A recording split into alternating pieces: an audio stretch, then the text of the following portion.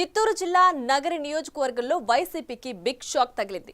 ఆ పార్టీ పుట్టినప్పటి నుంచి నగరిలో అన్ని తామై వ్యవహరిస్తూ వచ్చిన 4 మండలాలకు చెందిన కీలక నేతలు అక్కడి ఎమ్మెల్యే మంత్రి ఆర్కే రోజారెడ్డిపై వైఖరితో విసిగిపోయి వైసీపీకి గుడ్ బై చెప్పి సైకిల్ సవారికి సిద్ధమయ్యారు. పార్టీ అధినేతతో తమకు ఎలాంటి విభేదాలు లేవని, కేవలం మంత్రి రోజా మీద వ్యతిరేకతతోనే తాము వైసీపీకి దూరమవుతున్నట్లు ప్రకటించారు. గత 2 సార్లు రోజా విజయానికి సహకరించిన ఆ నేతలు సరిగ్గా ఎన్నికల ముందు ప్రత్యర్థులుగా మారడం ఆమెకి పెద్ద ఎదురుదెబ్బే అంటున్నారు.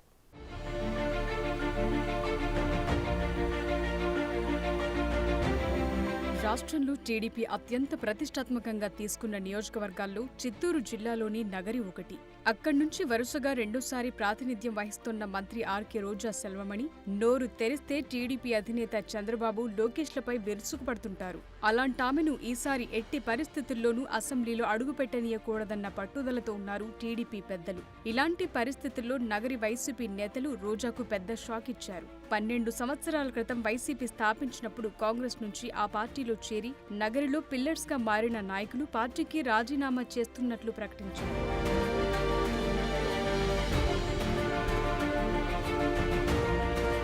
నగరి నియోజకవర్గంలో పరిస్థితులు విభిన్నంగా ఉంటాయి. రాష్ట్ర వ్యాప్తంగా ప్రభావం చూపే అంశాలు, సెంటిమెంట్స్ ఇక్కడ పనిచేయవు. తమిళ మొదలియార్లతో పాటు చేనేతలు, రైతులు ఎక్కువగా ఉండే ప్రాంతం. నియోజకవర్గాల పునర్విభజన తర్వాత జరిగిన ఎన్నికల్లో నగరి నుంచి టీడీపీ అభ్యర్థి గాలి ముద్దుకృష్ణమనాయుడు విజయం సాధించారు. వైసీపీ ఆవిర్భావం తరువాత గాలిని రోజా ఓడించారు. అప్పట్లో మెజార్టీ కేవలం 800 ఓట్లు. గాలి ముద్దుకృష్ణమనాయుడు నిర్లక్ష్యంతో ఓటమి పాలయ్యారని అంటారు. తరువాత 2019లో కూడా గాలి భానుప్రకాష్ పై రోజా విజయం సాధించారు. అప్పుడు కూడా రోజాకి దక్కింది 2708 ఓట్ల మెజార్టీని. అంటే నగరిలో ఏ పార్టీకైనా క్షేత్రస్థాయి నాయకులు ఇక్కడ ఎంత కీలకమో అర్థమవుతుంది.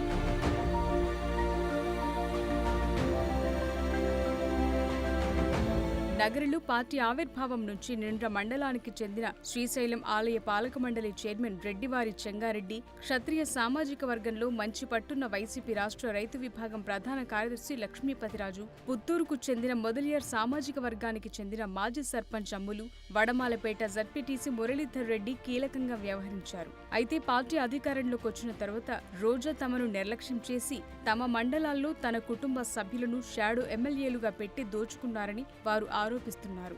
రోజా ఈసారి గెలిచే పరిస్థితి లేదని, తాము మొత్తుకున్న అధిష్టానం పట్టించుకోలేదని, అందుకే తమ నిర్ణయం తాము తీసుకున్నామంటున్నారు. అందరికీ డబ్బులు ఎర చూపించింది అనుకుంటే ఆమె దగ్గర మేము డబ్బులు తీసుకొని పనిచేయాల్సిన అవసరం లేదు. మేమే ఆమెకు డబ్బులు ఇచ్చి గెలిపించినాం 2 సార్లు. అది మా స్థాయి. సో అటువంటిప్పుడు ఆమె ఒక్కరోజు కూడా మా విలువల్ని ఆమె ఈరోజు తెలుసుకోలేదు, కాపాడుకోలేదు. మాతో కూడా మా మాటలు నమ్మి మా పార్టీతో కూడా ఉండి రాత్రింబగళ్ళు మా వెనకాల ఉండి లీడర్లు కానీ కార్యకర్తలు కానీ ఇంత కష్టపడి 2 సార్లు గెలిపిస్తే ఒక్కరోజు కూడా వాళ్ళకి మంచి సముచిత స్థానం కల్పించలేదు. ఈ సబ్స్టేషన్ల విషయాల్లో కూడా 1-2 పోస్టింగ్లు వస్తే ఆ రోజు నన్ను పిలిచి, అన్న సత్యవేళ్ళు 8 లక్షలు తీసుకుంటున్నారన్న, నాకు 6 లక్షలు తీసేయండి, ఏం మా బుద్ధి ఉందా, నేను ఎప్పుడో చెప్పిన లోకల్లో వచ్చి ఎన్ని చేయొద్దన్నమ్మా చెంగారు.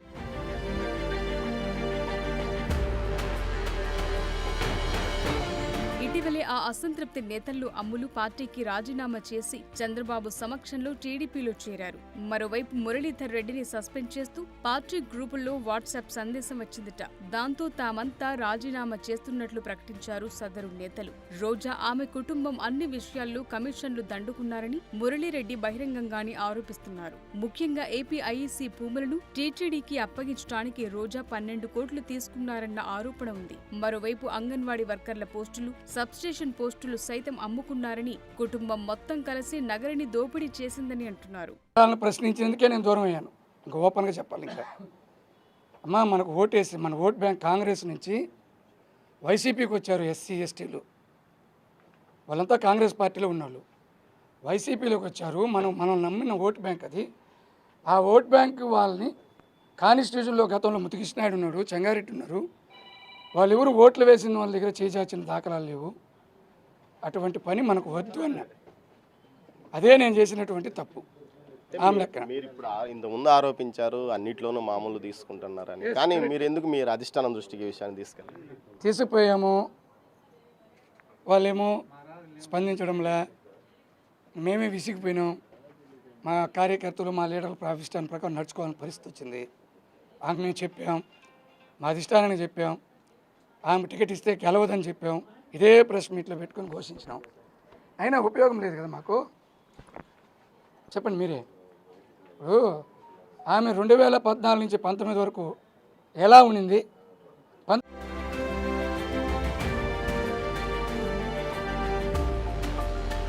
పార్టీ పట్ల విధేయతతో తాము కష్టపడి రోజాను గెలిపించామని, అయితే గెలిచిన తర్వాత అది సొంత ప్రతిభలాగా రోజా భావిస్తున్నారని, ఆమె తీరుపై అధిష్టానం దృష్టికి తీసుకుపోయినా ఫలితం లభించలేదని అంటున్నారు. ఆ క్రమంలో రోజా వైఖరితో విసిగిపోయి వైసీపీకి రాజీనామా చేశామని, త్వరలో టీడీపీలో చేరతామని మీడియా ముఖంగా ప్రకటించారు. ఎలక్ట్రానిక్ ఈ మన సర్వేల్లో కూడా అన్ని చోట్ల కూడా పార్టీ సర్వేలో కానీ అదర్ సర్వేలో కానీ ఎక్కడ చూసినా కూడా ఆమె గెలవదని చెప్పన్నారు. అవి మా ఉండే కష్టపడి కార్యకర్తలంతా ఇబ్బంది పెడుతున్నారు కాబట్టి అభ్యర్థిని మార్చమని చెప్పి వారి దృష్టికి తీసుకుపోయినాం. ఆయన ఫలితం లేదు. కాబట్టి ఇప్పుడు ఆమె వల్ల నగిరి నియోజకవర్గం ప్రజలు వైఎస్ఆర్ కాంగ్రెస్ పార్టీకి కష్టపడి పనిచేసిన నాయకులకు కార్యకర్తలకు చాలా ఇబ్బంది కలిగింది. కాబట్టి మా పార్టీ కార్యకర్తలు నాయకులు అందరూ కూడా ఆమె పనిచేయడానికి సుముఖంగా లేరు. అందుకని వైఎస్ఆర్ కాంగ్రెస్ పార్టీకి ప్రాథమిక సభ్యత్వానికి రాజీనామా చేయాలని చెప్పి మా కార్యకర్తలంతా ఒత్తిడి మేరకు చేశాము. ముఖ్యంగా చెప్పాలంటే గౌరవ ముఖ్యమంత్రి జగన్మోహన్ రెడ్డి గారు మాకు మంచి సముచిత స్థానం అయితే ఇచ్చారు. కానీ నియోజకవర్గంలో ఎమ్మెల్యే ఎందుకంటే 2014 నుంచి 19 దాకా కాంగ్రెస్ పార్టీ అధికారంలో ఉంది, 14 నుంచి 19 దాకా తెలుగుదేశం పార్టీ అధికారంలో ఉంది.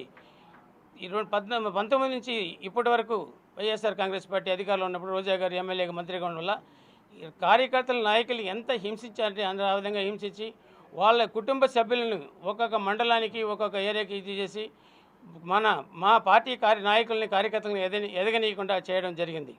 కాబట్టి మేమందరూ కూడా ఈ విధంగా మేము పార్టీకి రాజీనామా చేయాలని చెప్పి నిర్ణయించుకున్నాము. అదేవిధంగా తెలుగుదేశం పార్టీలో కూడా చేరాలని చెప్పేసి కూడా మేము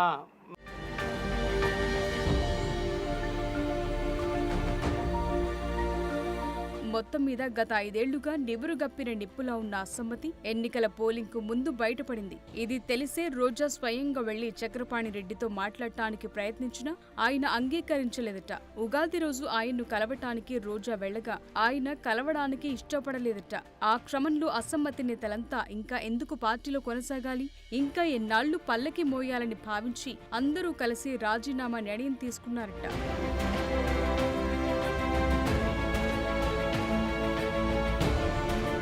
మొత్తం మీద నగరిలో టీడీపీకి ఈ పరిణామం మరింత బూస్టప్ ఇచ్చిందంటున్నారు. రోజా యాంటీ టీం చేరిక తమకు మరింతగా కలిసి వస్తుందని కార్యకర్తలు ఖుషి అవుతున్నారు. పుత్తూరు, నిండ్ర, వడమాలపేట, విజయపురం మండలాల్లో పట్టున్న సదరు రాకతో టీడీపీ బలం పుంజుకుంటుందన్న అభిప్రాయం వ్యక్తమవుతోంది. అయితే రోజా మాత్రం తమ అభిమానులు వాలంటీర్ల వ్యవస్థ తనకు ఉపయోగపడుతుందని భావిస్తున్నారట. మరి చూడాలి రోజా సెల్వమణి హ్యాట్రిక్ ఆశలు ఎంతవరకు నెరవేరుతాయి.